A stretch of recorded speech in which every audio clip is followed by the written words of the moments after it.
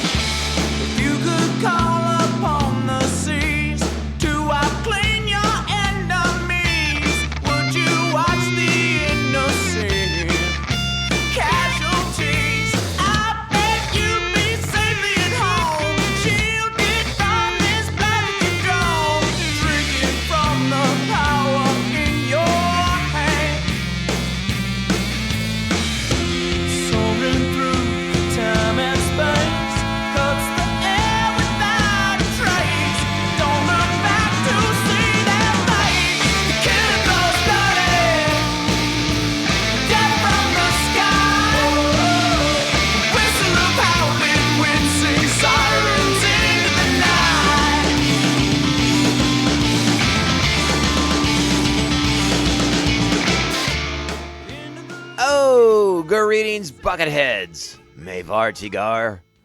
Welcome to the 180th Tacitly Tackling the Tales of the Jedi episode of Mandivision. Nargai Tom, and thank you so much for checking out this small, independent Star Wars podcast. Remember, the best way to reach out to us is still on social media, at least for now. We'll see what happens in the future. It's turning to the Wild Wild West again over there on Twitter. We'll see how things shake out, but you can still find us over there on Twitter and Instagram at Mando_Vision. You can do a long form email if you want to put a lot of thoughts out there for me. Hit me up at mandivisiontom@gmail.com.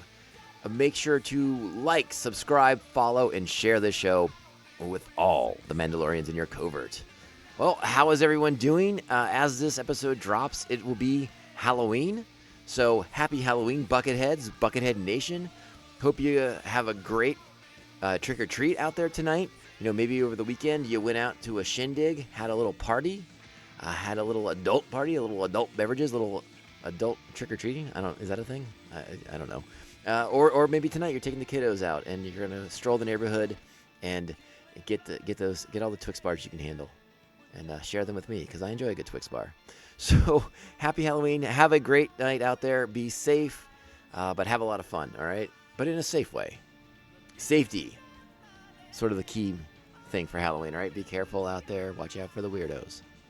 They are out there. Not just the scary monster weirdos, but the other weirdos. Keep an eye out. Safety is sort of the primary. You know what I'm saying. All right, let's go ahead and get into the show. We're here today to talk about Tales of the Jedi. They dropped this on Wednesday. I mentioned it on our Andor podcast on Wednesday. It was a big Star Wars day, a lot of content to consume for Star Wars on Wednesday. And consume it we did. And yeah, Tales of the Jedi dropped. They released all 6 of their episodes. I didn't pay super close attention to this series during the lead up, after the announcement and things like that. I knew there were shorts. I didn't really pay all that much attention to what they were going to be. I kind of just want to watch these things when they come out and be surprised and kind of consume them and process them and think about them. I don't want to, you know me, I don't like to do speculation. I don't like to get ahead of myself as much as I can. And so getting down, sit down and watch these 6 episodes, you know, they're all about 15 minutes a pop. So, you know, some plus or minus a few minutes here and there. Just really solid Star Wars storytelling.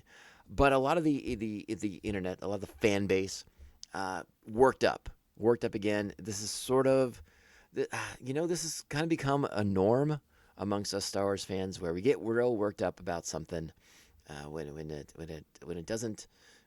we don't like something, we let you know about it. And again, that's kind of what the role with fandom, right? We love something until we don't love something. And if we don't like something that hurts our fandom, our appreciation of the material, we will go on the internet and be very, very vocal about it. I'm here to tell you that I think a lot of the criticisms for Tales of the Jedi, particularly in regards to the notion that these stories kick out of canon 2 very highly appreciated, respected works, if you will, of the fandom, right? Like so, and it's specifically I'm talking about Kevin Scott's Dooku Jedi Lost book and audio drama, and E.K. Johnston's Ahsoka book. These are the two books that the fans are holding up and saying, "Hey, how dare you kick these out of canon with your new Star Wars Tales of the Jedi show?" And they're specifically coming after Dave Filoni, the man who many Star Wars fans consider to be like the savior of the franchise. And again, that's a lot of pressure to put on any one person. But Dave Filoni's been telling Star Wars stories for a really long time now. So you know, a lot of fans give him carte blanche. But again, that's what the internet does. We hold people's feet to the fire even when we think they have carte blanche. So I'm here to kind of tell you that I think a lot of this is blown out of proportion. Specifically in regards to Kevin Scott's Dooku Jedi Lost. Kevin has come out over the weekend on his Twitter, and he has sort of addressed how what they show in the series does work with what he has in his novel and audio drama. A few tweaks of dialogue here and there, and it all kind of comes together. And I think by and large he is correct. I don't think there's a lot of risk with his book being not considered canon. I think you can still read or listen to the audio drama of Dooku Jedi Lost, and it's crazy enjoyable. That is actually one of my favorite books that I read in like the last year or so. I loved reading the book of that. It was fantastic. And then I listened to the audio drama and had a great time with it as well. So I really like that. And I think these episodes, the 3 episodes that pertain to Dooku in Tales of the Jedi, kind of work. It kind of comes together. It's a nice little tapestry. There's a few little hitches in it here and there, but like I said, like Kevin said, a tweak of dialogue here, an extra line of dialogue there, and you can smooth it all out, and it all makes perfect sense. And I think it comes together pretty nicely.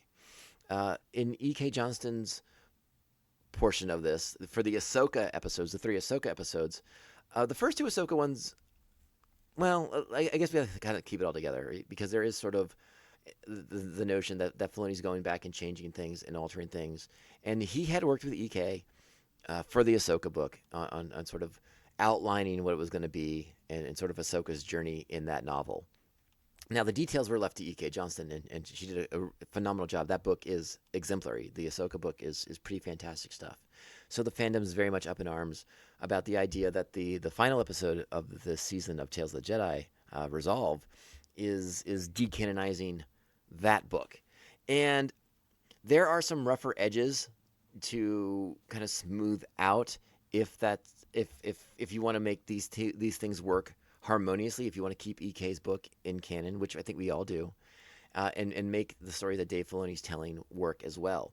You know, you have to allow a little bit of leeway on some of these things. And you know, EK came out over the summer and said some stuff,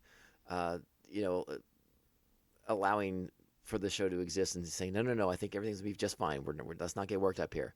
But Dave Filoni has said some sort of contradictory things in interviews with media outlets that sort of make it sound like he was trying to tell that story in 15 minutes, and that's not a great look, particularly because in the Resolve episode of Tales of the Jedi, a major character, if Filoni is actually trying to make a hyper condensed version of the Ahsoka book in that episode, he's sacrificing a pretty significant character in Caden, a character that represents a lot of people in the fandom, and a lot of people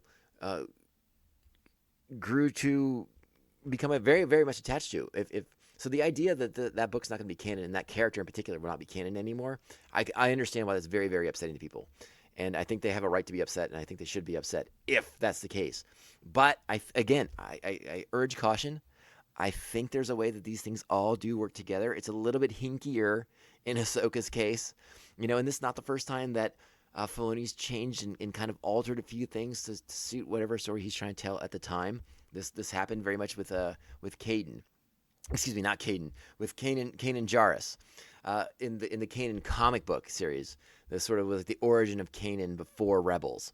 And then we get another sort of tweak of that in the opening episode of The Bad Batch in Season 1, where he sort of tweaks and adjusts that origin that he was allowed to outline for the Kanan comic book series. So this is not the first time we're brushing up against some sort of inconsistencies. But I think as fans, we have to give these creators a little bit of leeway. We have to be sort of flexible with our idea of what is canon and continuity, and sort of allow for a few hiccups, because this is very much a process where you're layering things. You're building on top of the lore, and you're adding, you're enriching, you're tweaking things, you're adjusting things. And I think as a fandom, I urge us to be I don't want to say accepting necessarily, because again, if they do something egregious, like if they were to remove Caden from canon, I agree that is an egregious mistake, and they need to be held accountable for that, because that is a character that represents a significant portion of the fandom, and they deserve representation. So I agree with them 100% on that case. What I'm trying to do is give them the benefit of the doubt that these things can all work together, that book stays in canon, that Caden stays in character, and all the events on Rada, it all happens. This is just sort of another element of Ahsoka's journey. You can disagree with me. Please, if you do, or if you agree with me, reach out. Please tell me why I'm wrong. Tell me why you think we're on the same page. It's okay. It's okay. Disagreement is allowed. We are allowed to disagree on these things, but it's all about having civil discourse and respect for each other's opinions. That's all that really matters. But I do think there's a way to make these things work. So that being said, I think we can. And now that I have that kind of heavy, deep thinking portion of Tales of the Jedi out of the way, we can go ahead and kind of talk about these 6 episodes. We're going to group them together. We're going to talk about the Ahsoka 3 and the Dooku 3, because again, that's sort of our primary arcs, I guess you'd say, a little 3-episode arc here and there, filling in some blanks in Star Wars history, and it's all prequel era stuff. So we're going to do that on the other side, and you know what that means. In case you weren't bucketed up already, it's time. Strap on your buckets. Let's go. Let's go again.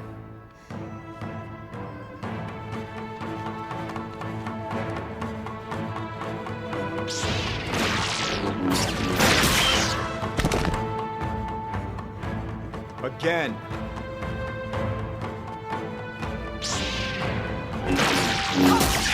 Again. Again. Again. Again. Well, there you have Anakin doing his best Herb Brooks impression. And yes, that is a reference to the movie Miracle with Kurt Russell as Herb Brooks. So there you go. Worked in that fun reference as well. So I guess we'll start off talking about the first, the Ahsoka arc of the show, which based off of the ratings on IMDb is probably the 3 highest overall rated episodes of the first season here. But well, it's hard to say because the averages might average out to be about the same, because Life and Death is averaging a 7.2, Practice Makes Perfect is an 8.7, and Resolves an 8.8. And then one episode of the Dooku arc is averaging a 9.5 currently. So we'll have to see. Math is fun, so maybe I'll average these out here in a little bit later in the podcast, and we'll get an actual answer on that. But let's go ahead and talk about these Ahsoka episodes. The first one is Life and Death, directed by Nathan Villanueva, written by Dave Filoni. The second episode of the Ahsoka arc is episode 5, which is Practice Makes Perfect, written by Filoni, directed by Sal Ruiz. And then episode 6, written by Filoni and directed by Sal Ruiz. By and large, I loved every single one of these episodes. I don't have anything negative to say about them. They're fun. They fill in some space, some gaps and things. We get to see Ahsoka's early life. I am assuming that is on Togruta. So we're getting to see Togruta for, I think, one of the first times ever, which is pretty exciting. And we get to see her connection to the Force at an extremely early age. And it comes into play to save her life. And I don't have much to say about this one.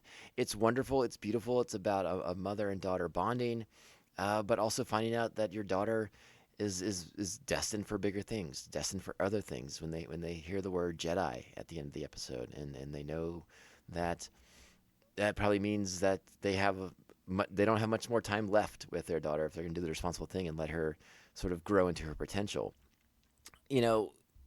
it would be fun to explore the idea that maybe her parents were not so much in favor of sending her off to the Order, but that's never been something that's been alluded to in Ahsoka's existence. So why ruffle those feathers now? But again, I like the episode. It's straightforward. It's lovely, and I think it's a good way to kick off the show.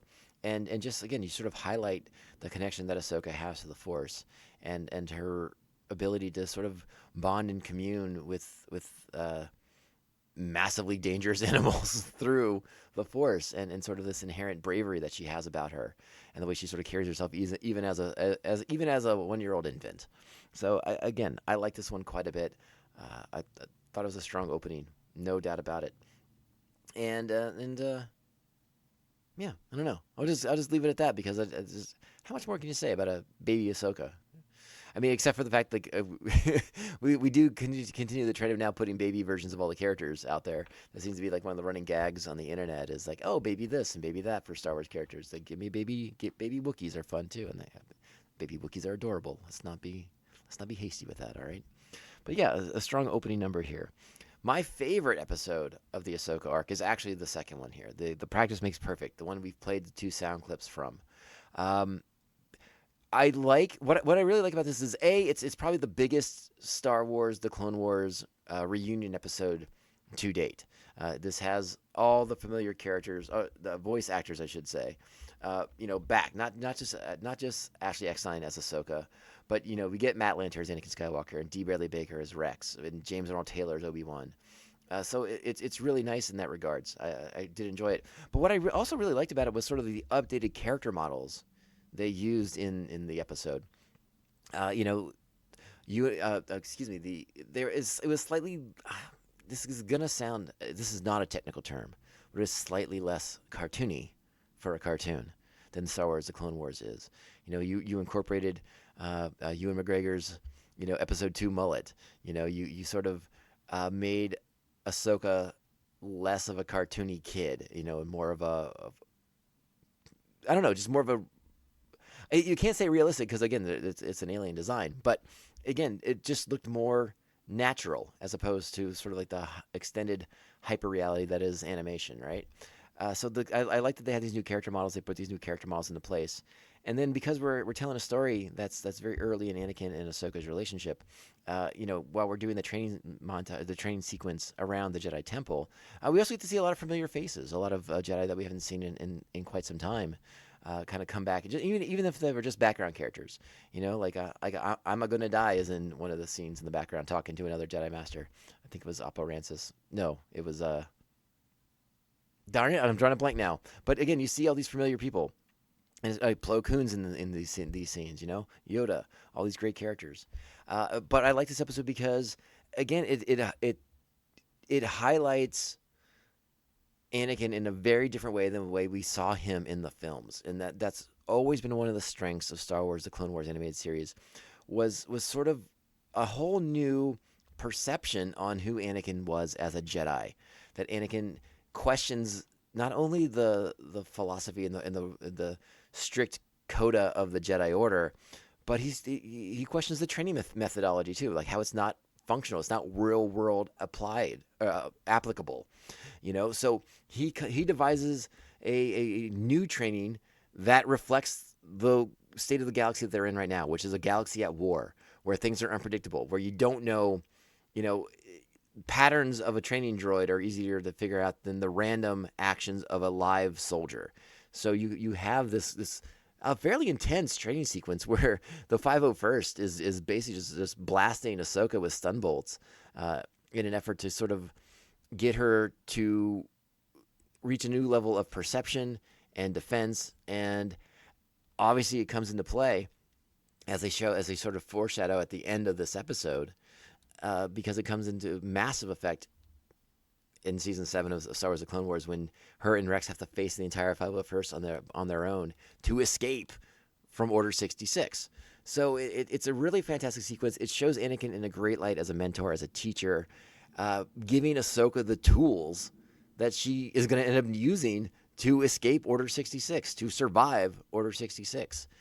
So it's a really fantastic episode, and I really, really like just reminding us of that relationship those two characters have with one another, and how Anakin and his sort of rebuffing of the Jedi traditions is what saves Ahsoka in the long run, because he gives her the tools to fight her way out of what would be a normally unwinnable situation for almost every other Jedi who's been trained the same way over and over again, and we saw them fall like dominoes when Order 66 was issued. So I really, really like this episode of the show.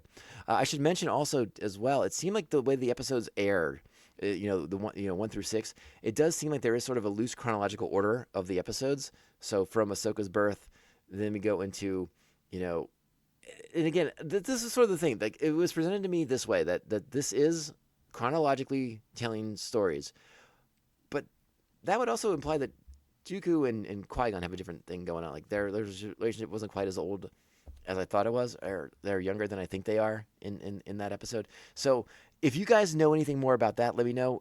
I've read enough things on the internet that it seems like that is what they're trying to go for, but I still sort of think the Dooku and Qui-Gon episode should be first, but that's neither here nor there. That's splitting hairs, right? And then our third episode of the Ahsoka arc is Resolve. This is the episode with the most controversy around it. If we are to believe that Dave Filoni is attempting to kick out the Ahsoka book from canon and have this more homogenized, concentrated effort replace it. Again, I still think it works, at least in my headcanon, and maybe in your headcanon as well, as this is just another step on Ahsoka's journey before she gets to Rada, that this happens on this planet, this unnamed planet with these unnamed farmers, and then she makes her way to Rada, or to another planet. Again, she's hiding. It's not just be the first planet or two you get to, and then you're going to be okay forever and ever and ever. At some point, something happens, and a Jedi reveals themselves. This is all kind of explored. Kind of like the Inquisitor says in the Kenobi show. They can't help themselves. It just happens. The way things happen, the way things unfold in the Ahsoka book, I think is better. The way she reveals herself in this one's fairly... I don't think those bales of hay were that heavy, but what do I know? I'm not there. Maybe they're more densely packed than they looked. That droid was struggling a bit with them. So what do I know? But I did enjoy the Inquisitor, the battle with the Inquisitor. Again, Clancy Brown doing the voice of that Inquisitor in particular is always joyful for me to hear Clancy in the show. I like the way Ahsoka dispatches him. And I liked the way the episode opened. The way the episode opened with Ahsoka at Padme's funeral. And when Bail Organa questions her about the whole situation, and just the simple answer, she was my friend. I loved that all so much.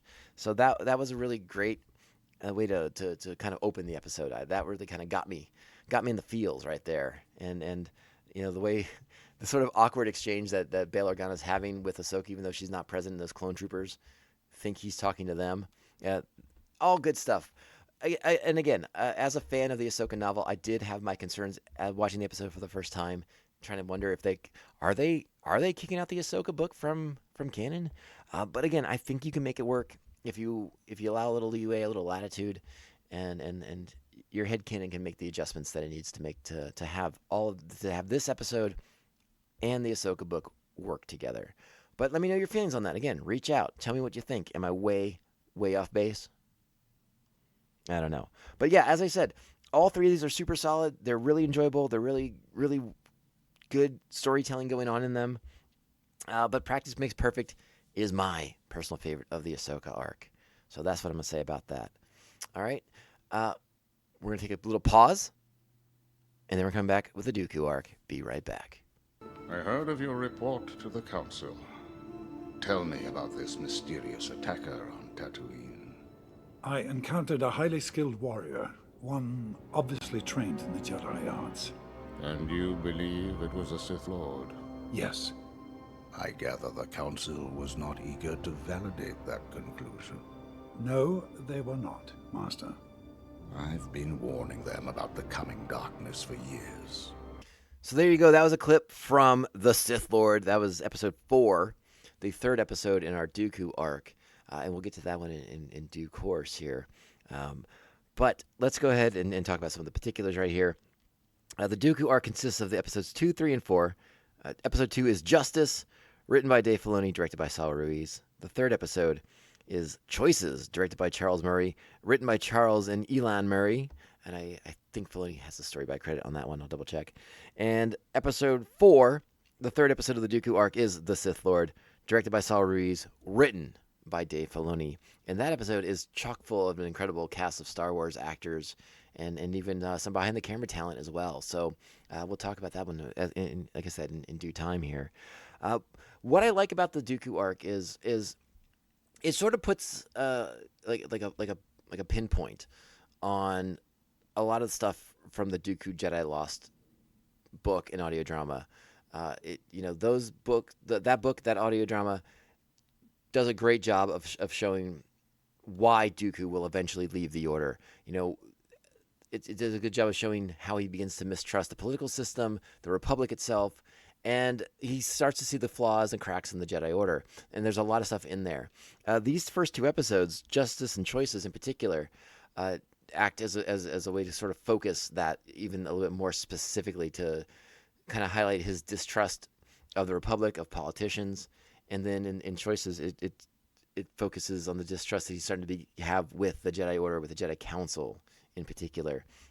What's neat about Justice, I think what we all really liked when that episode first opened up, was seeing a young Qui-Gon Jinn as Dooku's Padawan as they're going to a planet, investigating the kidnapping of a senator's son.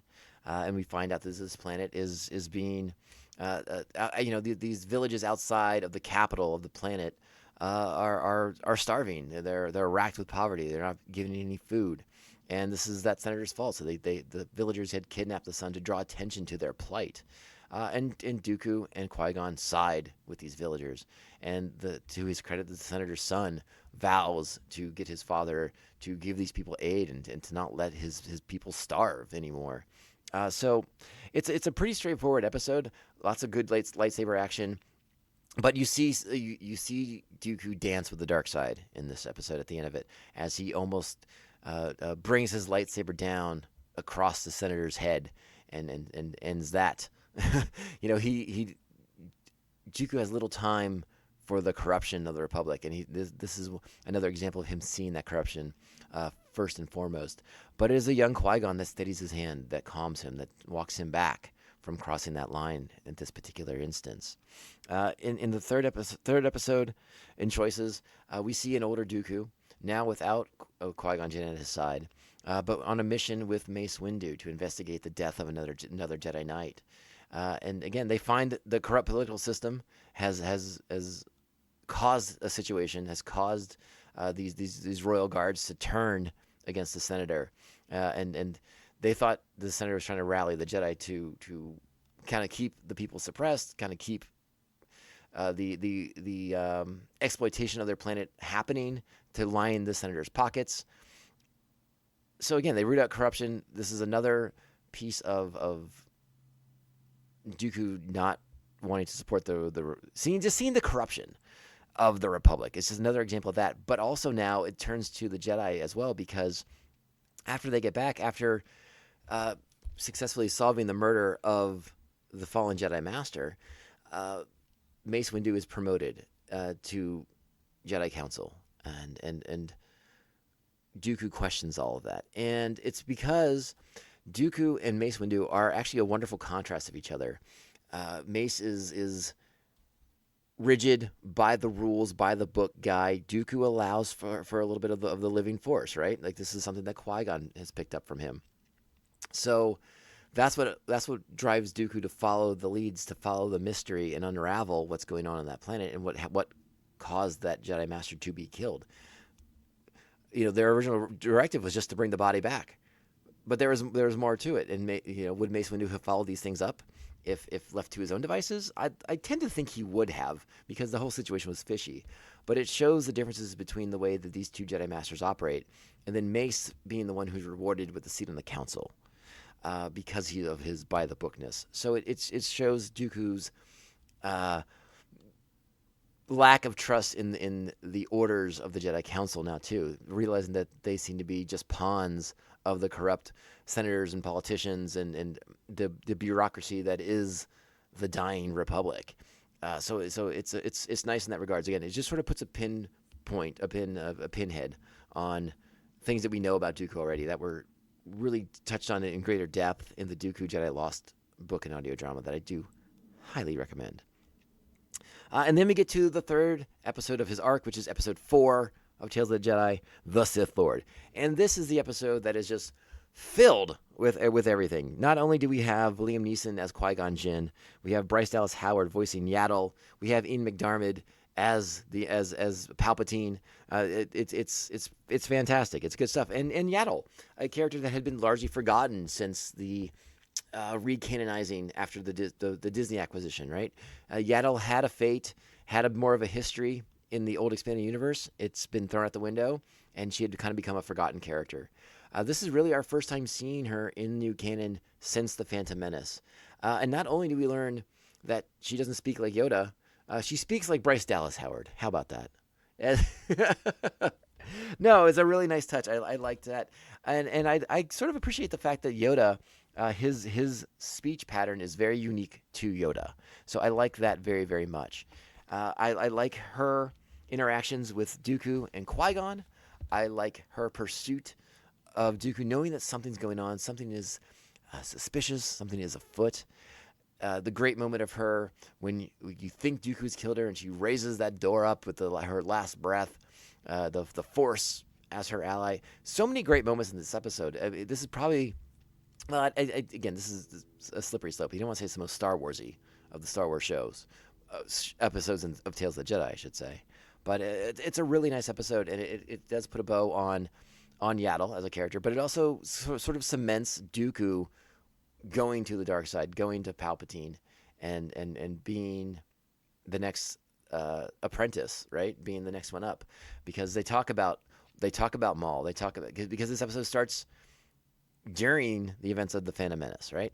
Like we see Dooku in the library, erasing the information on Kamino that Obi-Wan will go looking for in Attack of the Clones, and then we get to post Phantom Menace after Qui-Gon's death, and Dooku going to Palpatine and confronting him and saying, "You've gone too far. Qui-Gon could have been an ally, and now Darth Maul's dead," and blah. It's I shouldn't say blah blah blah. No, but it's because it's a wonderful back and forth between the two. Each has lost an apprentice in a sense, right? Like Qui-Gon was Dooku's and he lost him, and Maul was Palpatine's and Palpatine lost him. So it's sort of this interesting back and forth between the two, as their relationship is sort of cemented by Yaddle's interference and attempt to bring Dooku back to the light side of the Force. Excuse me. And again, it's not highlighted enough in this episode, but Dooku is out of the Order by this point. Like that is sort of like the thing we need to remind ourselves here. Dooku's out.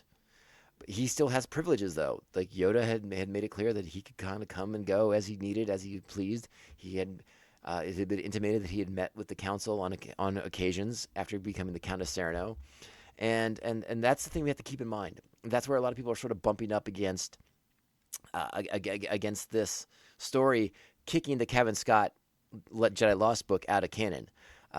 Those allowances are in the book. They talk about it. Yoda says these things. Yoda tells him to keep his lightsaber. Yoda tells him that the Force has a will of its own. You may be a Jedi. Jedi is more than just a word. It's a thing. So I think it's all kind of in there. You just have to look at the material in the right way and let your headcanon kind of morph around the new layer that we're getting to Dooku's mythology. And it's a great episode. It's a lot of fun. This is the highest rated of the episodes on the IMDb, and it seems to be everyone's favorite because it is, dark side versus light side. You have a really good battle here between the two. And again, I think it was a lot of fun for fans to kind of get to connect with Yaddle in a way that we haven't in an extremely long time, unless you're an old guy like me and you remember Yaddle being in the comic books and them having her talk like Yoda and go on missions with other Jedi Knights, and she's sort of just like the female Yoda. And it's nice to have her be a different character who stands on her own in this episode. And I actually like to see more. If they do a second season of Tales of the Jedi, like let's, and if you want to keep it in prequel era, fine, that's cool. But we can have more. We can have more Yaddle. We can go on adventures with Yaddle. It doesn't have to be focused on big main characters. I think that was a good idea for this first season to connect us with a great hero like Ahsoka, and the big bad of the Clone Wars era shows in particular was Count Dooku. So I like that element of it. But if we're going to have a show called Tales of the Jedi, let's talk about more Jedi. Let's get into some of the ones that didn't get a lot of spotlight. Let's get wild. Let's get crazy. Let's tell some stuff from before the Clone Wars even, and kind of just keep expanding the mythology. That's sort of my big takeaway here from the show. Like, I'd love to see more of it, but like, let's get nuts. Let's go back even more into the canon. Like, let's go into the High Republic. Let's go into Knights of the Old Republic. Let's just tell stories from across the Star Wars spectrum. I am reminded of a popular expression by our good friend Rural Farm Boy. Tell me a Star Wars story. It seems like a simple mantra, but it works. Tell me a Star Wars story, and I will watch it, and I will more than likely be entertained. And that's all I require. So I don't think I have anything else to say about the series.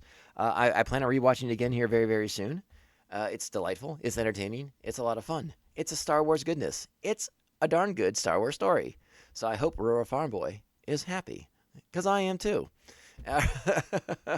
Yeah, so let's get out of here, because I got to start getting prepped, because I got Andor to do next week. My goodness, you're going to get this on Halloween, and then Andor on Wednesday. It's like the good old days where we did 2 episodes a week. Holy smokes. Prepare yourselves. Can you just keep the buckets on all day, every day? All right, another reminder to follow us on social media, tag us on things, hit me up. I'd love to interact with everybody. So remember, we are at Mando_Vision on Twitter and Instagram. You can email the show, mandovisiontom@gmail.com. Be sure to like, subscribe, follow, and share the show with all the Mandalorians in your covert. If you are inclined to do so, sweet 5-star reviews are always appreciated. They truly help the small independent shows like us stand out, not get lost in the shuffle of that terrible algorithm that we fight every single day. If you'd like to help the show in other ways, you can head on over to patreon.com/Mandovision, where you can become a part of Buckethead Nation by becoming a Mandovision maniac. You'll get to access to sweet bonus content, extra shows, all kinds of good stuff. And you'll get to hang out with rad people like the Aspen Ochoti, the Batman Abejo, Jeff Nail. Jeff's got a great podcast called The Ring in Ear. Check it out. Face the Evil Circle, the evilest of all circles, the Squid Master General, Mr. Brian Broussard, the New Jersey Devil, Mark Wegemer, our very own Joker, Harley Quinn, Brian and Krista of Pariah Brewing Company in Baltimore, Maryland, the Beer Hop Brigadier General, Jesus Beer Hops, the Silent Assassin, he who should not be, oh boy, he who should not be named, and Syndicate Ram, co-host of Come On, It's Still Good, a great movie podcast, and a frequent collaborator on this podcast as well. All right, everybody. We'll be back extremely soon for episode 9 of Andor. Get ready. All right, Bucketheads. You know this podcast can only end one way. This is the way. This is the way. This is the way. This is the way. You expect me to search the galaxy for the home of this creature and deliver it to a race of enemy sorcerers? This is the way.